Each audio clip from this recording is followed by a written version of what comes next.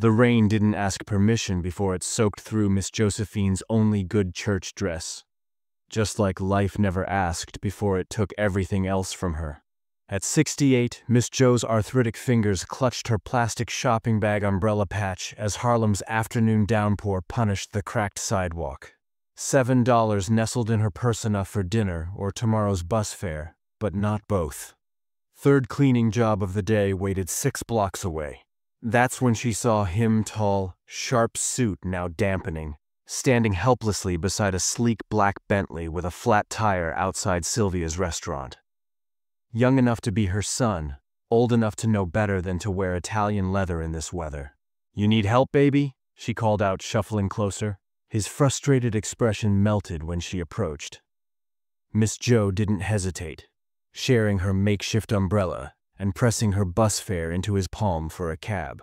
"Can't you catch pneumonia on my watch?" she insisted. "Blessings come back around." As their hands touched, his eyes fixed on the crescent-moon birthmark adorning her wrist. His fingers began trembling. "Ma'am, what's your name?" he whispered, voice suddenly unsteady. "Folks call me Miss Jo," she smiled, unaware her long-lost son had finally found her. Miss Jo's key scraped against the stubborn lock of apartment 4B, the same sound that had greeted her for 27 years. Inside, water stains mapped the ceiling like prophecies, telling stories of the leaks that would come with next month's rain. She lowered herself onto her faded floral couch, a Salvation Army blessing from 1998, and kicked off shoes that had stopped being comfortable sometime during the Clinton administration. "Home sweet home," she whispered to nobody, for now anyway. The notice taped to her door earlier that week wasn't subtle. Rent increase effective next month, $350 additional. The same story all across Harlem as luxury condos sprouted, like weeds through concrete, choking out the gardens that had grown here for generations. Miss Jo's gaze drifted to the small altar in the corner, a milk crate draped with her mother's lace tablecloth, holding a Bible, 3 church candles, and a tiny wooden box. Her sanctuary. The rain outside pulled her back 35 years to another storm. 1988. Crack had become Harlem's new landlord, collecting rent in souls rather than dollars. 23-year-old Josephine Harris clutched her swollen belly, watching her boyfriend Terry scratch phantom insects from his arms on their mattress. "I can't bring a child into this," she whispered, her decision crystallizing like the rocks Terry chased instead of dreams. 2 weeks later, she held her son-perfect 10 fingers, 10 toes, and a crescent-moon birthmark on his perfect wrist. She pressed her mother's pendant into the social worker's hand. "Make sure he knows he was loved," she managed through tears. "His name is Marcus. Tell his new family that's his name." The social worker nodded, but her eyes held the weary knowledge that such requests rarely survived the system. Miss Jo blinked away the memory, her fingers unconsciously tracing the matching crescent birthmark on her own wrist. That was before rehab, before she found the church, before she rebuilt herself brick by solitary brick. Her phone buzzed with Deacon Williams' familiar ringtone. "Evening, Deacon. How'd the meeting go?" His heavy sigh told her everything. "Property developers offered another $1 million. Board's considering it, Joe. Greater Harvest Baptist Church. Her spiritual home for 30 years. Sitting on prime real estate for some glass and steel monstrosity." "Lord didn't bring us this far to leave us now," Miss Jo replied, conviction firm despite the tremble in her voice. "We're raising that money." "Your faith is bigger than all of Harlem, Miss Jo," Deacon Williams chuckled. "Speaking of which, you see that package?" At first, Miss Jo thought the deacon was speaking metaphorically. Then she spotted the brown package leaning against her door. Somehow she'd walked right past it. Inside was a hand-knit blanket, more groceries than her refrigerator had seen in months, and an envelope. The cash inside exactly $350 made her sink to her knees. The note read only, "Blessings come back around." This was the 3rd such package this month. First, her electric bill disappeared from her account, paid, stamped across it in red. Then her prescription copy vanished. Now this. "I didn't tell anybody about that rent increase," she whispered, the hair on her arms rising. Her neighbors were as stretched thin as she was. Pastor couldn't afford such gifts. Who would know? Who would care? Miss Jo's phone buzzed again, an unknown number. Hello? Miss Josephine? This is Dr. Watkins's office. A gentleman called to cover your outstanding balance and schedule your diabetes checkup for Thursday. Can you make it at 2 p.m.? Her grip tightened on the phone. What gentleman? He didn't leave a name, ma'am. Just paid the bill and said to tell you. Blessings come back around, Miss Jo finished, her voice barely audible. She crossed to her bedroom window, parting the curtains to peer down at the rain-slicked street. A black Bentley idled under the streetlight, its driver obscured by tinted windows and darkness. When lightning flashed, illuminating the street, the car was gone.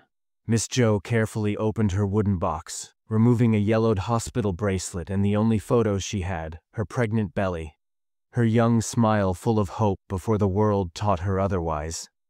Next to these treasures, she placed the mysterious note. Marcus, she whispered, daring to speak the name she'd held silent for decades. Is that you out there? Have you come home to Harlem? In the quiet of her apartment, with only faith for company, Miss Josephine allowed herself something dangerous hope. Marcus Stone stood at the wall-to-ceiling windows of his penthouse office, 48 floors above Manhattan's hungry ambition. Rain danced patterns against glass that cost more than the entire building where he'd just met Miss Jo. She gave me $7, James. Marcus's voice carried the weight of revelation as he turned to face his chief of operations. $7 she couldn't spare. James, Tyler's best friend since their days coding in that Bronx community center, shook his head. After all these years, all these resources, you found her because of a flat tire? Marcus traced the crescent birthmark on his wrist, the mark that had sparked trembling when he saw its twin on the elderly woman's arm. Divine timing, Marcus murmured. On his desk sat the artifacts of his journey, adoption papers, the small pendant his birth mother had left him, and a weathered note in childish handwriting. When I grow up, I'll find you, Mama. At 10, Marcus taught himself coding on a donated computer at the Bronx Rise Community Center, the only place with reliable electricity when his foster home couldn't pay the bills.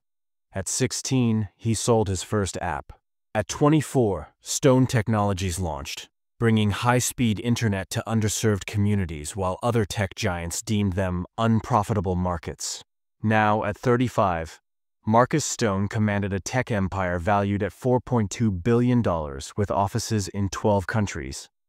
Forbes had crowned him the people's billionaire for his commitment to ethical business and community reinvestment. But success tasted hollow without answers. You should have told her, James said, breaking the silence. Right there in the rain. Marcus shook his head. And say what? Thanks for the $7, by the way. I'm the baby you gave up during the crack epidemic? Nah. She deserves better than a shock like that. His phone chimed. Dr. Lisa Chen, his therapist. Marcus, you canceled again. We need to talk about your expectations for this reunion. He sighed, pressing the phone to his forehead before answering. I know, Doc, but I've found her. For real this time. On his private screen, Marcus pulled up the campaign he'd secretly funded for 3 years. Finding My Roots, connecting Black adoptees with birth families separated by systemic challenges rather than lack of love. The initiative had reunited 342 families while searching for his own mother. The irony wasn't lost on him. Our team traced the pendant to a family in Harlem, his investigator had reported months ago. Handed down through generations of women, originally from South Carolina during the Great Migration. The trail had led to Greater Harvest Baptist Church, where salvation came with sweet tea and hard truths. Where an elderly deacon mentioned Sister Josephine, who'd lost so much but kept giving anyway. What if she doesn't want to be found? James asked, voicing the fear that kept Marcus awake at night. What if this ruins the life she's built? Marcus touched the small screen showing Miss Jo's apartment building security feed installed, after he'd anonymously purchased the entire building to prevent her eviction. I've imagined meeting her 10,000 different ways, Marcus said.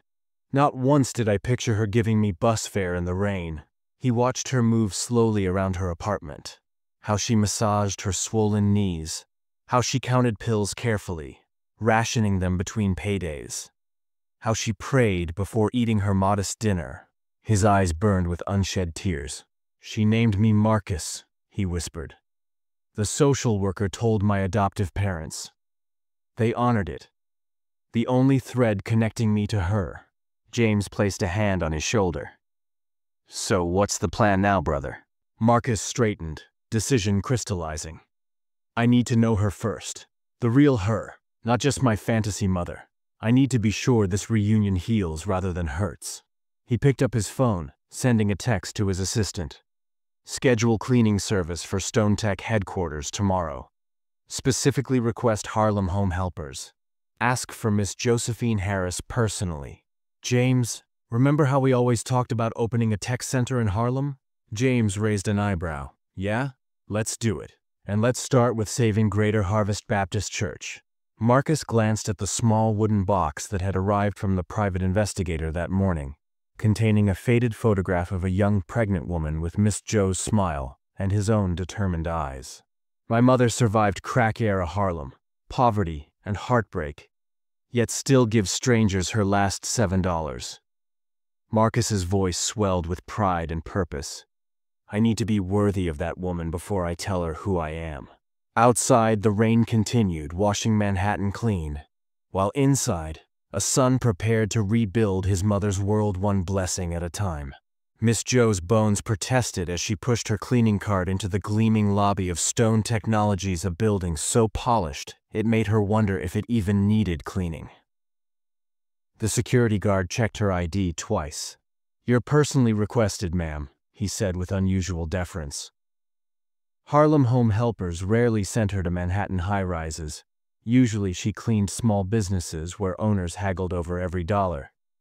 Yet here she was, heading to the executive floor, where the elevator buttons required special access. "Lord have mercy," she whispered as the doors opened to reveal an office space that belonged in a movie. Floor-to-ceiling windows showcased Manhattan sprawled below like God's own display cabinet. "Miss Josephine?" A smooth voice caught her attention. She turned to find the man from the rain, the one with her birthmark standing there in a tailored suit that probably cost more than her yearly rent. Recognition flashed in her eyes. "Well, look at you, my umbrella man!" she exclaimed. "You work here?" Marcus smiled, extending his hand. "Something like that. I'm Marcus Stone." The name registered slowly as her eyes widened. "Stone? As in this whole building?" "That would be me," he said with a humility that confused her. Billionaires on TV weren't supposed to sound like regular folks from the block. "Well, Mr. Stone, your mama raised you right handsome suit but no attitude to match." She pulled her cart forward. "Now, where do you need me to start?" His smile faltered at the mention of his mother, but he recovered quickly. "Conference room, first big meeting today. Would you like some breakfast? Our chef makes incredible sweet potato pancakes." "Ain't here to eat, Mr. Stone, here to work." "Please," he insisted. "They'll just go to waste." 20 minutes later, Miss Jo sat reluctantly at a table meant for executives, taking small, dignified bites of pancakes that transported her somewhere else entirely. "These taste just like—" She stopped, memories overwhelming her. "Just like what?" Marcus asked softly. "My mama's. Same hint of nutmeg. Been 30 years since I tasted anything like this." She looked at him suspiciously. "How'd your chef know my mama's recipe?" Marcus shrugged, hiding his trembling hands. Lucky coincidence. Later that afternoon, Miss Jo was polishing brass fixtures in the lobby when commotion erupted outside. Through the glass doors, she saw security guards confronting an older black man in a weathered military jacket. "Sir, you can't solicit here." "I ain't soliciting, just trying to find Marcus Stone. He said to come—" Miss Jo recognized the Vietnam-era service patches on his jacket. Without hesitation, she abandoned her cart and marched outside. "What's the trouble here?" she demanded, umbrella clutched like a scepter. "Ma'am, please return inside. This doesn't concern you," the guard said dismissively. "When you put hands on a veteran old enough to be your daddy, It sure does concern me." She positioned herself between them. "This man served his country while you were still in diapers.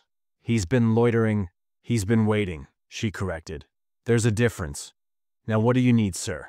The veteran Mr. Jackson, according to the name tape visible under his jacket, explained that Marcus Stone had personally told him to come regarding the Veterans Tech Training Program. "Well then," Miss Joe fixed the guards with a withering stare, "one of y'all better call Mr. Stone right now." From his office window 48 floors above, Marcus watched the scene unfold on security cameras, his heart swelling with pride. He'd arranged this chance encounter to test his mother's character, a test she was passing with flying colors. Within minutes, Marcus appeared in the lobby, apologizing profusely to Mr. Jackson while shooting appreciative glances at Miss Joe. "Thank you for stepping in," he told her later. "Not many people would. My daddy came back from Korea with medals and nightmares," she replied simply. Respect costs nothing. That Sunday, Miss Joe stirred a massive pot of gumbo at Greater Harvest's community cookout.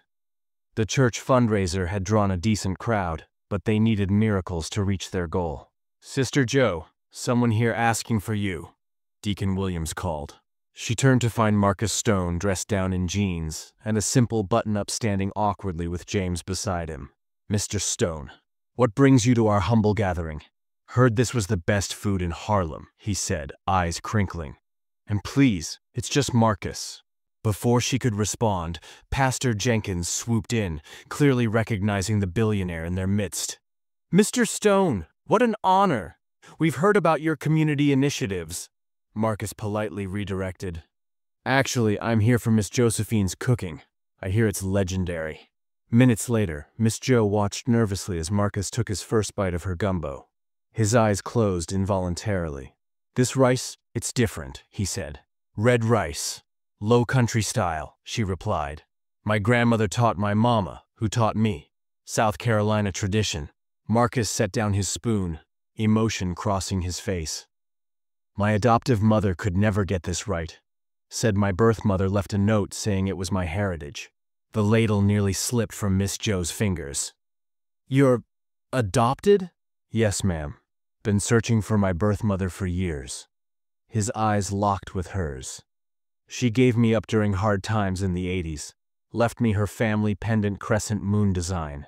Miss Joe's hand instinctively covered her own birthmark. "That's quite a story." "Oh," Pastor Jenkins interrupted, waving bills triumphantly. "Mr. Stone just donated $50,000 to our building fund. Praise the Lord." The crowd erupted in celebration, breaking their moment. But throughout the afternoon, Miss Joe kept finding Marcus's eyes following her, questions hanging between them like Spanish moss.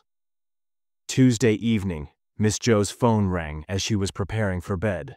"Miss Joe, come quick, the church!" Deacon Williams' panicked voice sent her heart racing. Greater Harvest's side door hung splintered when she arrived. Inside, chaos, the donation box emptied, office ransacked. But Miss Joe rushed to the small memorial alcove where church archives were kept. "No, no, no," she cried, finding the display case shattered, contents scattered. Marcus arrived minutes later. "I was driving by," he claimed, to find Miss Joe on her knees, tears streaming. "They took it," she whispered as he knelt beside her. "My baby's picture. The only one I had." His breath caught. "What picture?" "From 1988. I am pregnant. Was keeping it here because my apartment isn't safe." Her shoulders shook. "That's all I had for him. My Marcus." The name hung in the air between them. "Your son's name was Marcus?" he asked, voice tight with emotion. "Named him for my grandfather. Strong name for a strong boy." She looked up, noticing his expression. "Why are you looking at me like that?" Marcus opened his mouth, words forming, truth rising. The police burst in, flashlights sweeping. "Everyone okay here?" The moment shattered.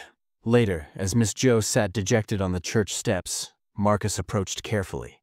"I promise you," he said with quiet intensity, "I'll find that photo." "Why would you do that for me?" she asked, searching his face. Marcus touched the spot where his birthmark lay hidden under his sleeve. "Because," he said simply. Blessings come back around. Her eyes widened as recognition dawned. All the anonymous gifts, the paid bills, the doctor's appointment. It was you all this time? But before he could answer, her phone rang, her landlord, calling about another rent increase. As Miss Joe turned away to take the call, Marcus slipped a hand into his pocket, fingers closing around the crescent-moon pendant that matched the birthmark they shared.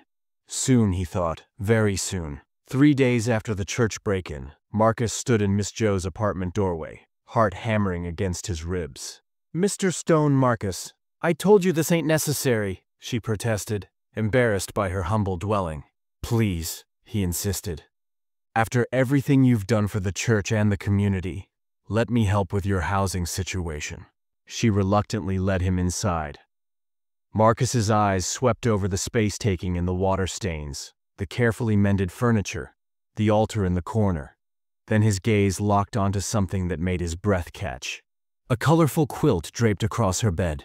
"That's beautiful," he managed, moving closer. "Made it myself," Miss Joe said. "Started it back in '88. Marcus reached out, fingers trembling as they traced a square of blue flannel with tiny yellow ducks marching in rows. "This fabric," he whispered. "From my baby's receiving blanket," she admitted. Couldn't bear to let it go even after. Her voice trailed off. Marcus swallowed hard. In his office safe sat the matching corner piece, the only scrap his adoptive parents had saved, given to him on his 18th birthday. "My adoptive mother said I came with half a blue blanket with ducks," he said, voice barely audible. "Said my birth mother kept the other half." Miss Joe's eyes widened, her hand flying to her mouth. The moment hung between them, electric with possibility, until a thunderous knock broke the spell. "Miss Harris, open up about this month's rent increase." The landlord's timing couldn't have been worse. The following Sunday, Greater Harvest buzzed with renewed energy. Anonymous donations had replenished their building fund, repairs were underway, and a surprise security system had been installed. Miss Joe supervised the church kitchen, directing volunteers with gentle authority. "Potato salad needs more paprika, Sister Turner. Don't be stingy now." Marcus arrived with James and a team of volunteers from Stone Technologies. "Reporting for kitchen duty, ma'am." For hours they worked side by side, Miss Joe bossing him around like any other helper. Marcus following her instructions with surprising skill. "Your hands know their way around a kitchen," she observed.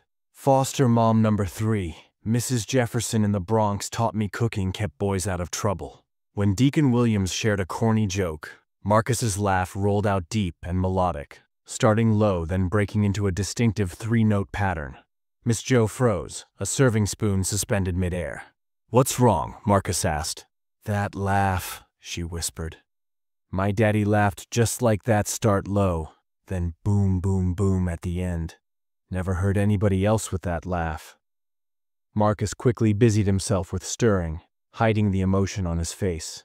"Coincidence," he murmured. Though they both felt the weight of another connection forming, the fundraiser kicked into high gear with an impromptu talent show.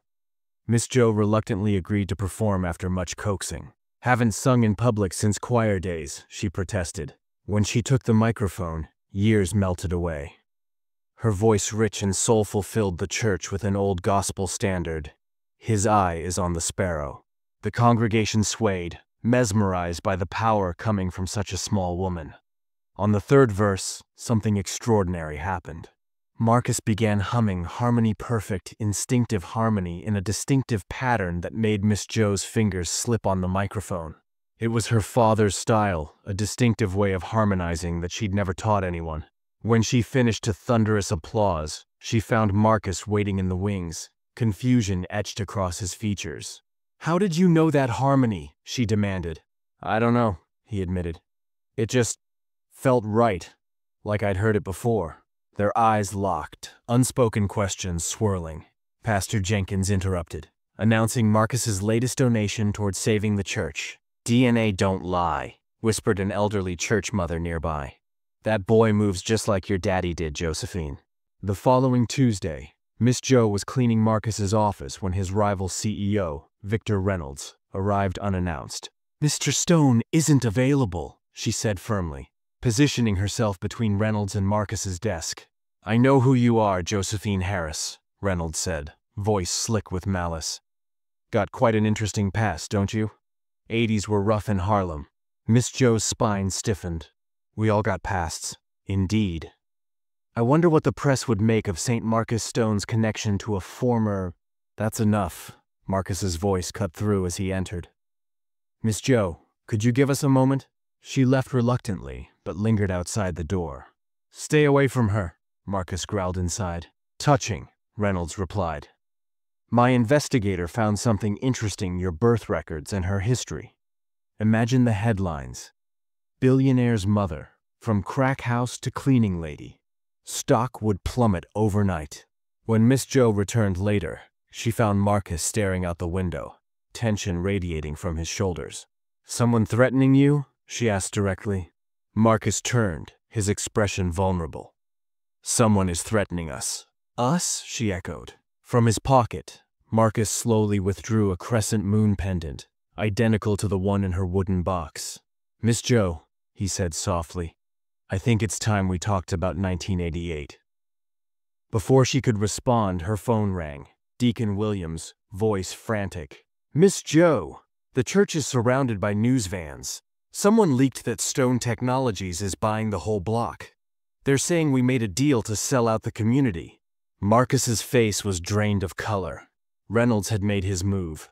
I can explain, he started. But Miss Jo was already backing toward the door. Decades of Harlem displacement and broken promises from wealthy outsiders flashing before her eyes. What have you done? She whispered. The crowd outside Greater Harvest Baptist Church resembled Judgment Day news vans, angry residents, and protest signs. Save Harlem and Stone Tech, community wrecker, competed with chants that echoed off brownstones that had weathered a century of broken promises. Marcus's car idled a block away, his driver unwilling to push through the mob. Through tinted windows, he watched Pastor Jenkins attempting damage control against a barrage of microphones. Stone Technologies promised to save our church, not replace us, the pastor insisted. This plan to demolish the block is news to us. Marcus's phone buzzed incessantly, board members demanding explanations, PR team requesting instructions, Reynolds gloating via text. Either reveal your mommy issues to the world, or watch your company implode. Clock's ticking. 3 days had passed since Miss Jo had walked out of his office. 3 days of unanswered calls and a growing media firestorm as Reynolds leaked strategic documents suggesting Stone Technologies' plan to revitalize the block by replacing historic Harlem landmarks with luxury condos. Take me to her apartment, Marcus instructed his driver. Sir, security recommends… Now, Marcus snapped. The weight of everything finding his mother only to lose her trust, watching his company's reputation crumble, feeling the community he wanted to help turn against him, crushing his normally calm demeanor. Miss Jo's hands shook as she read the eviction notice, not a warning this time, but final. Effective immediately. The mysterious new building owner cited emergency structural concerns, requiring all tenants to vacate within 48 hours. Her neighbor, Mrs. Washington, leaned against her doorway, oxygen tank in tow. Same notice here, Joe. Where's an 80-year-old woman supposed to go overnight? The hallway filled with confused, angry tenants' families who'd lived here for generations, now deemed disposable. Miss Jo felt lightheaded, her blood sugar plummeting as stress overrode basic needs. She couldn't remember when she'd last eaten. Her phone rang, Dr. Watkins' office. Miss Harris, your blood work shows critical levels. You need to come in immediately for insulin adjustment. Can't today, she murmured, vision blurring slightly. Miss Harris, this is life-threatening. Your glucose, whole building's being evicted. Got bigger problems. She hung up, steadying herself against the wall. The buzzer rang. When she checked the security monitor Marcus had mysteriously installed months ago, her breath caught Marcus Stone waited outside, looking nothing like a billionaire CEO in his rumpled shirt and haunted eyes. You've got some nerve, Miss Jo said, blocking her doorway. Please, Marcus begged, 5 minutes to explain. Explain this? She thrust the eviction notice at him. Your company is buying this building just to throw us out? What? No, I bought it to prevent evictions. Marcus's confusion seemed genuine. I never authorized any evictions. Inside her apartment, Marcus examined the notice, face darkening. This is Reynolds. He's found my weak points, and he's attacking them all at once. Miss Jo sank into her chair, suddenly too exhausted to stand. Why am I your weak point, Mr. Stone? Why have you been following me, helping me, lying to me? Before Marcus could answer, pounding footsteps approached, followed by a woman's sharp voice. Josephine Harris, open this door. Miss Jo's face went ashen. Lord have mercy, she whispered. The door flew open to reveal a woman in her early 60s, stylishly dressed, hard-edged, with Miss Jo's cheekbones, but none of her warmth. Patricia, Miss Jo said flatly. Been 15 years. My sister. Always dramatic, Patricia announced to Marcus before turning back to Miss Jo. Got calls from reporters offering money for dirt on you. Something about you and some billionaire. Her eyes narrowed at Marcus. Guess they were right. This is family business, Miss Jo said firmly. Mr. Stone was just leaving. No, Marcus insisted. I'm staying. Patricia laughed coldly. Always collecting strays, Josie. At least this one's rich. She pulled out her phone. Reporters are offering $20,000 for your story. I figured, who knows your dirty laundry better than your sister? Miss Jo stood shakily. You wouldn't. Why not? You think I forgot how you judged me? Patricia, how could you abandon your kids? Meanwhile, you gave away your own baby boy. Marcus went completely still. That was different, Miss Jo whispered. Was it? Patricia sneered. You got clean, got religious, got superior. Told everyone I was the family failure. But at least I kept my kids, even if I wasn't perfect. I gave him a chance. Miss Jo's voice rose, decades of pain erupting. You think I didn't want him? You think I don't count the days? 35 years, 2 months, 14 days since I held him? Not one day passes. I don't wonder if he's happy, healthy, alive. She advanced toward her sister, unaware she was swaying dangerously. I named him Marcus for Daddy. Left him my pendant so he'd know he came from somewhere, from somebody. I got clean for him, built a life worthy of him. And every single day I pray he forgives me. The room fell silent except for Miss Jo's labored breathing. Patricia's hard expression faltered. Josie, you don't look right. Get out, Miss Jo whispered. Both of you. Your blood sugar, Marcus said, reaching for her. When did you last take your medication? Don't you touch me. Miss Jo's words slurred slightly. Don't pretend to care when you're tearing down everything I love. Marcus's phone rang. James, frantic. The board called an emergency meeting. Reynolds has the votes to remove you. You need to get downtown now. Miss Jo's knees buckled. Marcus caught her, dropping his phone to support her weight. Call 911, he shouted at Patricia. Her insulin, where is it? Patricia stood frozen, phone in hand. I don't know. As Miss Jo's consciousness faded, she looked up at Marcus's panicked face, her hand weakly touching his wrist, where the crescent birthmark lay hidden. My boy had that same mark, she whispered. My Marcus. Hours later, a shaken Marcus paced the hospital corridor, torn between the bedside vigil and the corporate crisis threatening everything he'd built. James arrived, breathless. Board meetings in 30 minutes. They're voting you out, brother. Reynolds convinced them you've become distracted and unstable. I can't leave her, Marcus said, glancing toward Miss Jo's room where doctors worked to stabilize her glucose levels. She has family here now, James reasoned, nodding toward Patricia, who sat stiffly in the waiting area. Marcus's shoulders slumped. She deserves to hear the truth from me. When she wakes up, if you lose control of Stone Tech, Reynolds will demolish that church and those apartments for real, James interrupted. Everything you wanted to protect will be gone. Outside the hospital, news crews had gathered. Someone had tipped them off about Marcus's presence. The story was breaking on multiple fronts. Tech billionaire's mysterious connection to Harlem woman, community displacement, corporate takeover. Patricia approached Marcus cautiously. The doctor says she's stabilizing. She hesitated. You're him, aren't you? Her son. Marcus looked up, guard dropping momentarily. Yes, She never stopped loving you, Patricia admitted, decades of sisterly rivalry momentarily suspended. Even when I thought she was stupid for it, she never stopped. A commotion from the hallway interrupted them. Miss Joe, against medical advice, was limping toward the exit in her hospital gown, a determined nurse trailing behind. "Miss Joe!" Marcus rushed to her. "You need to rest!" "Just heard the nurses talking," she said weakly. "Communities gathering at Greater Harvest. They're saying Stone Technologies is sending bulldozers tonight while the injunction is still in limbo." "That's impossible," Marcus insisted. "I never—" "Reynolds would," James interjected. "Create a crisis while you're distracted," presented as a fait accompli to the board. Miss Joe's eyes blazed with decades of watching Harlem disappear piece by piece. "I'm not losing my church while laying in some hospital bed." "You'll collapse again," Marcus pleaded. Miss Joe straightened, summoning dignity despite her hospital gown. "Then I'll collapse fighting for what matters."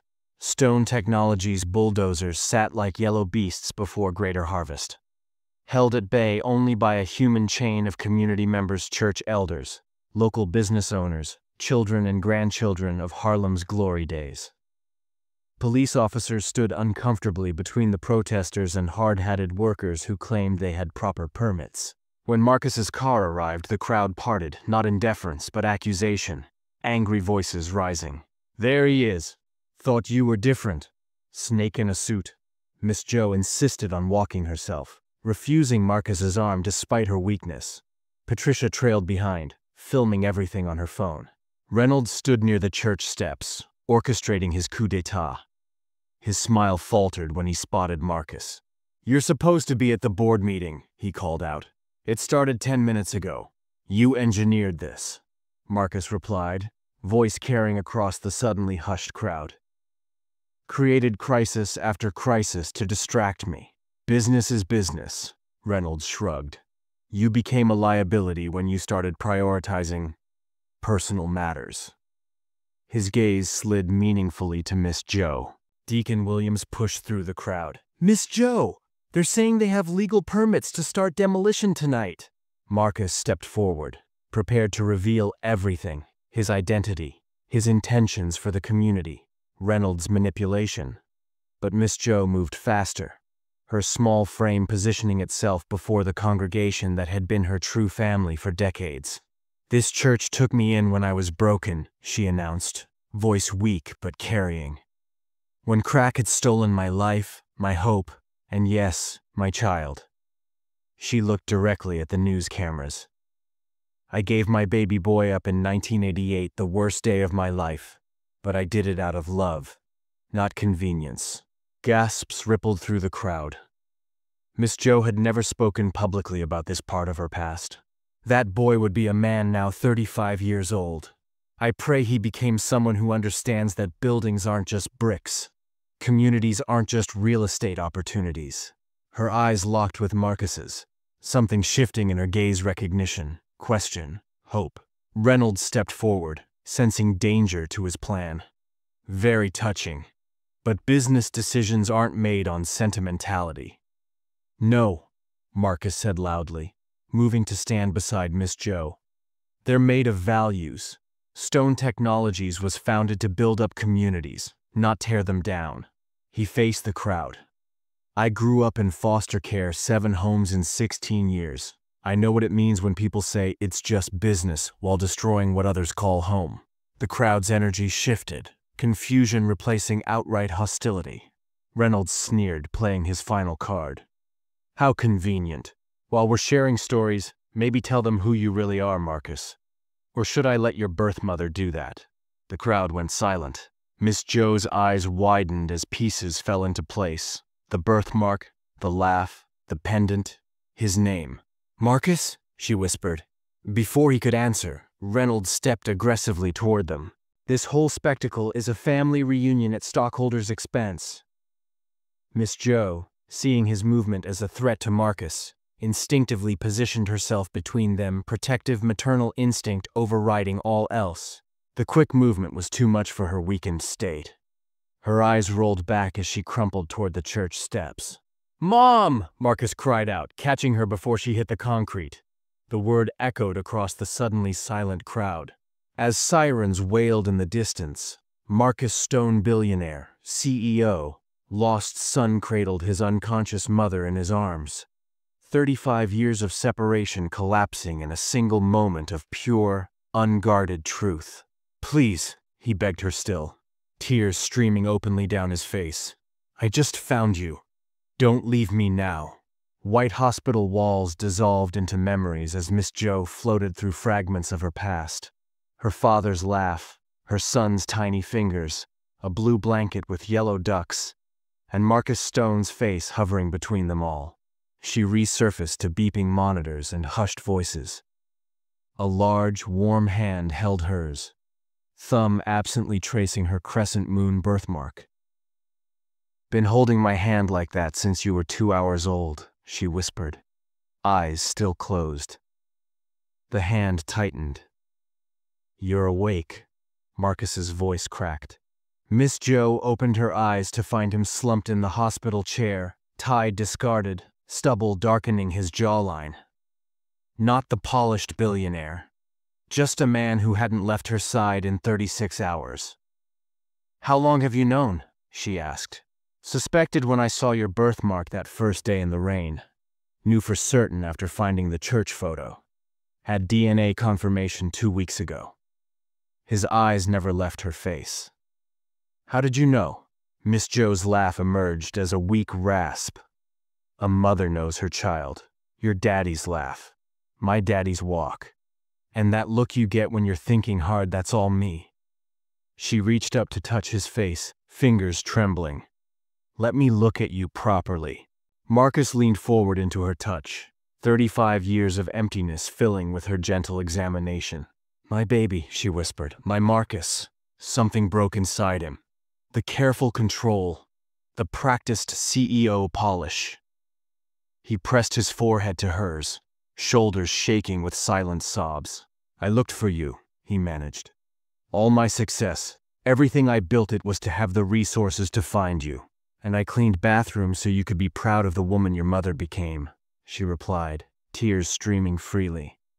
"Every day working to be worthy of seeing you again." Marcus straightened, pulling from his pocket the crescent-moon pendant she'd left with him as a baby. From her bedside table, he retrieved her matching one that the hospital had removed during treatment. "My two halves," Miss Jo whispered as he placed them together in her palm. "Finally whole." The hospital room door opened, revealing James with an expression both worried and triumphant. "Sorry to interrupt," he said softly, "but the emergency board meeting just concluded." Marcus tensed. "And?" "The vote was unanimous," James said. "Reynolds is out." Miss Jo looked confused. "After you collapsed," James explained, "about 50 church members started live-streaming Reynolds' threats and confessions. Turns out when a man brags about corporate sabotage while being recorded by dozens of cell phones, the board saw everything," Marcus finished, relief evident. "Not just the board," James smiled. "Trending nationwide. Blessings return is the top hashtag. Your whole backstory is public abandoned during crack epidemic, foster care to tech genius, secretly trying to save your mother's community while respecting her dignity." Marcus winced. "I never wanted Mom exposed that way." The word Mom hung in the air, new and precious between them. James continued. "The Stone Technologies PR team couldn't have crafted a better redemption narrative. Public opinion has completely flipped." A light knock interrupted them as Patricia entered tentatively, clutching a worn photo album. "Brought some things from your apartment, Josie," she said, eyes downcast. "Figured he might want to see them." Miss Jo extended her hand toward her sister. "Thank you, Patty." The childhood nickname broke something in Patricia's stern demeanor. "I sold my story to the Times," she admitted, "but not the one Reynolds wanted." She looked at Marcus. "Told them how my sister sacrificed everything so her son could have better. How she got clean when nobody believed she could." Miss Jo's fingers tightened around her sister's. "We both did what we thought was right for our children." "I was wrong before," Patricia whispered. "You were the strongest one of us all." 3 days later, Miss Jo insisted on attending Sunday service at Greater Harvest, despite doctor's orders. Marcus pushed her wheelchair up the newly constructed accessibility ramp, one of many improvements mysteriously completed overnight. Inside, the congregation stood as one when they entered. Where judgment could have lived, there was only love. Where scrutiny might have festered, there was understanding. Harlem knew all about hard choices during harder times. Pastor Jenkins approached, Bible in hand. "Josephine Harris," he announced, voice carrying to the rafters. "You've taught us that God can restore what the locusts have eaten." "Amen," rippled through the pews. "And Marcus Stone," the pastor continued, "you've shown us that blessings indeed come back around." Marcus helped his mother stand, supporting her weight as Pastor Jenkins opened his worn Bible to Psalm 126:5. "Those who sow with tears will reap with songs of joy." The choir began softly, the same hymn Miss Jo had sung at the fundraiser. This time, when she reached the third verse, Marcus joined her openly, their voices blending in perfect harmony. His father's laugh and her father's musical patterns reunited in their shared DNA. Not a dry eye remained in Greater Harvest Baptist Church. 6 months later, the Greater Harvest Community Center ribbon-cutting ceremony drew crowds from across New York.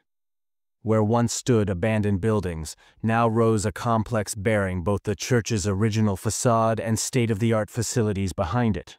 The Greater Harvest Technology Academy will provide free coding classes to neighborhood youth, Marcus explained to reporters. The Senior Wellness Center offers health monitoring that normally costs thousands. The business incubator has already funded 15 local entrepreneurs. Miss Jo, now known affectionately throughout Harlem as Mama Stone, stood proudly beside her son, healthier than she'd been in decades thanks to proper medical care. "And the housing?" a reporter asked. 30-year fixed leases for all original residents, Marcus confirmed, with rent control protections written into the deeds. Mrs. Washington, an oxygen tank now replaced with more effective treatment, called out from her new accessible apartment balcony, "And elevators that actually work." Laughter rippled through the crowd. A young reporter raised her hand. "Mr. Stone, critics say this is just one neighborhood. Your company operates globally." Marcus smiled. "Which is why we're announcing the Blessings Return Initiative today, a billion-dollar commitment to replicate this model in underserved communities where Stone Technologies operates." He glanced at his mother. "But Harlem will always be home base, the place where a son found his way back to the mother who loved him enough to let him go." Later that evening, in Miss Jo's new apartment, spacious but still within walking distance of her beloved church, mother and son sat together on her porch swing, watching Harlem's lights flicker to life. "Still feels strange," she admitted. "Having you back, having all this." She gestured to the comfortable home around them. "Good strange or bad strange?" Marcus asked. "Just strange," she smiled. "Like a dream I was afraid to have." Inside, spread across her bed, lay the blue duck blanket quilt, now complete. Marcus had commissioned artists to recreate the missing section, identical to the scrap he'd kept all his life. The quilt now formed a perfect whole, like their reunited family. From her pocket, Miss Jo pulled out 2 small objects, the matching crescent-moon pendants. "Been thinking about these," she said. "One staying with the baby I lost, one staying with me. But we don't need 2 anymore." She pressed one into his palm. "Time to give this new purpose." Marcus nodded, understanding immediately. The following week, the Marcus and Josephine Harris Stone Foundation launched with the crescent-moon as its logo, funding addiction recovery programs specializing in keeping families together. "Full circle," Miss Jo whispered as they watched the announcement on TV. "No," Marcus corrected gently. "Not a circle. A spiral moving upward with each turn." The aroma of Miss Jo's famous red rice and gumbo filled her new kitchen as Marcus set the table, not the fine china he could easily afford, but her treasured mismatched plates from the old apartment. Patricia arrived with her children and grandchildren. Deacon Williams brought his famous peach cobbler. James came with his fiancée. Even Mrs. Washington joined them, bringing neighbors who'd known Miss Jo when she was still finding her way back to herself. "Need any help, Mom?" Marcus asked, the word now flowing naturally. "Just your presence, baby," she replied. "That's all I ever needed." As the extended family gathered around the table, biological and chosen family intermingled, Miss Jo stood to say grace. "Lord," she began, her voice strong and clear, "we thank you for broken roads that lead to perfect destinations, for second chances and 35th chances, for prodigal sons and steadfast mothers." Her eyes met Marcus's across the table. "And most of all, Lord, we thank you for showing us that when we give our best with open hands, blessings always, always come back around." "Amen," they responded in unison. Outside, Harlem continued its eternal renaissance, changing yet familiar, wounded yet healing, always persevering.